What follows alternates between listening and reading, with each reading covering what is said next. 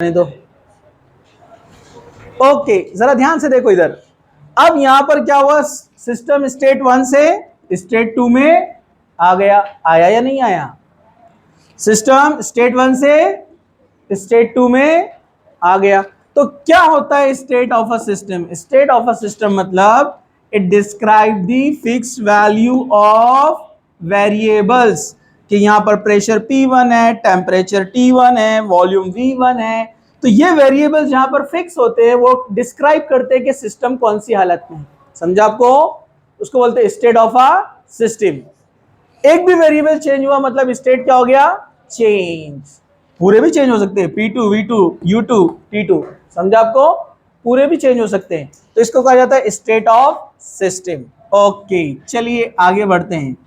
और जिन वेरिएबल्स पर system depend होता है, उसका स्टेट डिपेंड होता है, उनको बोलते हैं स्टेट वेरिएबल्स। क्या बोलते हैं इनको?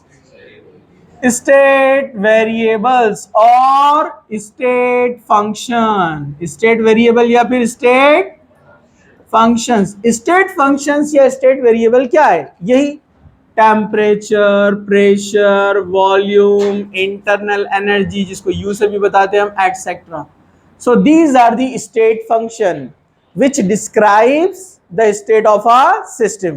क्या होते हैं state variables? Which describes the state of a system. System कौन सी हालत में है वो बताते हैं, जो उनको कहते हैं स्टेट फंक्शन। समझा आपको? तो अगर कुछ वैल्यू बता दी गई कि टेम्परेचर 300 है, प्रेशर 1 एटमॉस्फेरिक प्रेशर है, वॉल्यूम 2 लीटर है, इंटरनल एनर्जी जो भी दिया हुआ है, तो ये हो गया एक स्टेट। आपने उस सिस्टम को गर्म करना शुरू किया, सिलेंडर को, टेम्परेचर चेंज हो गया, कुछ तो भी चेंज हो जाएगा। टेम्परेचर 300 से 350 हो गया कुछ, प्रेशर समझो कांस्टेंट हो सकता है, नहीं भी हो सकता है, वॉल्यूम चेंज हो गया, एक्सपांड हो गई गैस। तो सेम गैस थी, सेम सिलेंडर था, लेकिन उसके वेरिएबल क्या हो गए? चेंज। तो आप बोलेंगे इसका स्टेट चेंज हो गया। और स्टेट क्यों चेंज हुआ? क्योंकि अंदर के वेरिएबल चेंज हुए। तो ये वेरिएबल जो रहते हैं वो डिस्क्राइब करते हैं किसी भी सिस्टम के चेंज को। समझा आपको? तो उनको क्या कहा जाता है? State variables. तो हम कहेंगे state of a system depends on state function. समझा आपको? ठीक है, ये हो गया स्टेट फंक्शन। अब यहां पर हम देखते हैं नेक्स्ट एक पॉइंट है प्रोसेस। प्रोसेस प्रोसेस को हम पाथ भी बोल सकते हैं, पाथ, रास्ता। आप बोलते हैं ना, अरे वो आप कुछ तो भी काम करने वाले थे, बिजनेस खोलने वाले थे, क्या हुआ? तो आप बोलते अभी प्रोसेस में है, मतलब कंप्लीट नहीं हुआ, रास्ते में। आपको ए से बी को कन्वर्ट करना है, ए को बी में कन्वर्ट करना है, तो ये बीच में जो रास्ता है इसको क्या बोलते हैं? Process, path. So it is a path of a system in which a system converts from state 1 to state 2, state A से स्टेट बी। समझा आपको? It is the path through which a system converts from state 1 to state 2।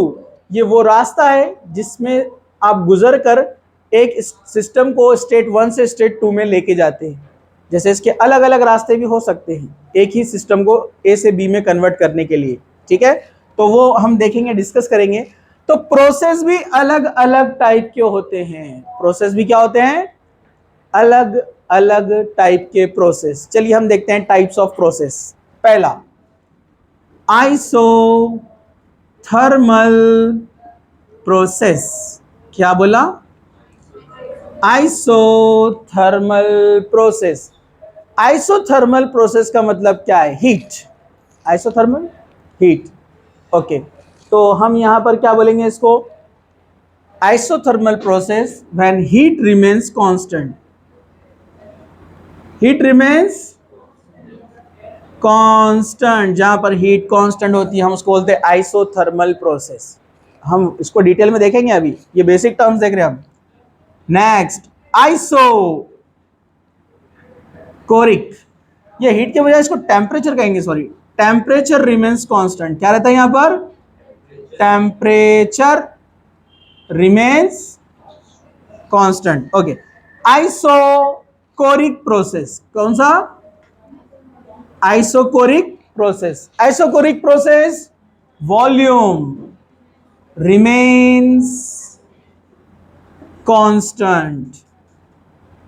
Okay, isobaric process, बारीक बोले तो बारीक नहीं है, हाँ, आइसोबेरिक आइसोबारिक अलग अलग बोलते हैं उसको। तो isobaric process, yes, pressure remains constant and constant doesn't mean zero. ये बात याद रखो, कांस्टेंट का मतलब जीरो नहीं रहता है, कांस्टेंट का मतलब रहता है through out the process same रहेगा। जैसे 1 एटमॉस्फेरिक प्रेशर पे आपने स्टार्ट किया कोई प्रोसेस, तो पूरा खत्म होने तक वो 1 एटमॉस्फेयर है, तो इसको बोलते हैं कांस्टेंट प्रेशर, जीरो नहीं होता इसका मतलब, समझा आपको?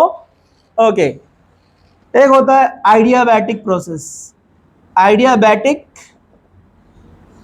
प्रोसेस, आइडियाबैटिक प्रोसेस में Q कांस्टेंट है, हीट, Q कांस्टेंट, ये हीट है, और ये T है, delta T, change in temperature constant रहने वाला है, समझा आपको? ओके, और ये आइसोक्रोप को मतलब delta V remains constant, change in volume constant रहेगा, और यहाँ पर P, डेल्टा P, ठीक है, इसको P लेते हैं हम, कैसे उसको देखेंगे। तो मैं शॉर्ट में अभी आपको यहाँ पर थोड़ा सा बताता हूँ, सब लोग जरा ध्यान से देखो, फिर यहाँ पर इस पार्ट को हम स्टॉप करेंगे, उसके बाद कल हम देखेंगे हीट, एनर्जी, इनका रिलेशन और वर्क, ये क्या क्या होते हैं डिटेल में। अभी जरा ध्यान से देखो, ये एक पिस्टन है, और इस पिस्टन के अंदर यहां एक पिस्टन लगा हुआ है सिलेंडर को, और सिलेंडर के अंदर है गैस। ओके, क्या है यहां पर? गैस। ओके, अगर आपने यहां पर इसको गर्म करना शुरू किया, मतलब क्यू, आप हीट सप्लाई कर रहे हैं, क्यू मतलब कौन है? हीट, हीट आप देंगे, अंदर की गैस क्या होंगी? गर्म। फॉर एग्जाम्पल आपने 20 कैलोरी का एनर्जी, 20 कैलोरी हीट इसको दे दिया, कितना दिया? 20 कैलोरी आपने हीट अंदर दे दिया, तो अंदर गैस का कुछ ना कुछ टेम्परेचर होगा ना, उसको बोलते हैं टी। क्या बोलते हैं उसको? कुछ ना कुछ टेम्परेचर होगा ना अंदर, हाँ, और अंदर जो इंटरनल एनर्जी है उसको बोलते हैं यू। क्या बोलते हैं उसको? इंटरनल एनर्जी मतलब जो एटम्स की वजह से है, ठीक है। तो जब आप इसमें सप्लाई करते हैं क्यू, तो अंदर फॉर एग्जांपल अंदर एनर्जी थी 80, कितनी थी? 80 कैलोरी अंदर एनर्जी थी, आपने 20 सप्लाई कर दिए, तो कितनी हो जाएंगी? कितनी हो गई? तो बोलो ना, 100 हो गई। लेकिन उसी टाइम क्या हुआ, ये गर्मी जब अंदर टेम्परेचर बढ़ा तो गैस मॉलिक्यूल फैलना शुरू होते ना, दूर भागेंगे और सिलेंडर से टकराएंगे सब जगह जाकर, तो वो पिस्टन को धक्का मारेंगे ना ऊपर, और पिस्टन ऊपर सरक गया वॉल्यूम V1 से वॉल्यूम V2 तक, और यहां तक जाने को उसको एनर्जी लगी 20 कैलोरी। कितनी लगी? तो अंदर सिस्टम का एनर्जी फिर कितना हो गया, मतलब रिमेन्स कांस्टेंट, तो हम बोलेंगे टेम्परेचर रिमेन्स कांस्टेंट, समझा? टी ने एनर्जी लिया, फिर लगा दिया पिस्टन को उठाने में, समझा आपको? खा पी कर आए, काम करे बराबर। अरे समझे क्या? अरे समझा क्या? समझा? तो यहां पर आप बोलेंगे this type of system is isothermal. कौन सा है ये? आइसोथर्मल, समझा आपको? चलो अब नेक्स्ट लेते हैं, यहां पर हम जरा ध्यान से देखो, आइसोकोरिक, आइसोकोरिक में क्या होगा? Volume remains constant. तो आमतौर पर इन जनरल जो आइसोथर्मल प्रोसेस रहते हैं, delta T is equal to 0, change in temperature 0। और बोलो ना, अरे बोलो ना, पहले था 80, 20 आया, फिर 20 चला गया, तो चेंज क्या रहेगा? चेंज कुछ भी नहीं हुआ ना, 0, समझा आपको? तो उस टाइम डेल्टा यू भी क्या था? 0, वो भी नहीं हुआ ना चेंज, पूरा का पूरा लग गया। हाँ, कुछ बचेगा तो अलग बात, वो कंडीशनल रहेगा, अभी हम देखेंगे। चलो, आइसोकोरिक प्रोसेस, अब आपने क्या किया, सेम पिस्टन लिया, एक सिलेंडर पे लगा दिया, लेकिन इसको लॉक कर दिया आपने। क्या कर दिया? इसको लॉक कर दिया, अंदर गैस है, आप सप्लाई कर रहे क्यू, अंदर है 80 कैलोरी, आप क्यू सप्लाई कर रहे 20 कैलोरी, अब आप हीट दे रहे हैं, लेकिन पिस्टन लॉक है, तो अंदर क्या होगा? हाँ, अंदर चले गए, कितना हो गया? बढ़ जाएगा ना अंदर, कितना हो जाएगा? 100। हाँ, तो यहां वॉल्यूम रिमेन कांस्टेंट, तो डेल्टा वी कांस्टेंट है, चेंज नहीं हो रहा। मतलब जितना क्यू आप अंदर सप्लाई करेंगे सबका सब किसको चेंज करने में लग जाएगा, टी और यू को। समझा आपको? वो कैसे अपन पढ़ेंगे फर्स्ट लॉ ऑफ थर्मोडायनेमिक में कि इक्वेशंस क्या बनते हैं, इन सब के रिलेशन इक्वेशंस आपस में, जिसको ये समझा वो इक्वेशन समझ में आएंगे। तो अब वॉल्यूम कांस्टेंट है क्योंकि पिस्टन लॉक हो गया, जितनी भी हीट दे रहे किस में जमा हो रही, टी में और यू में, इंटरनल एनर्जी को चेंज करने में और टेम्परेचर को चेंज करने में। समझा क्या? इसका एग्जाम्पल अपना प्रेशर कुकर है ना, ऊपर से ढक्कन लगा देते, जल्दी गोश्त गलता। क्यों गलता जल्दी गोश्त? पूरी की पूरी एनर्जी अपने गोश्त गलने में जा रही है। अरे बराबर है कि नहीं है? Protein rich food,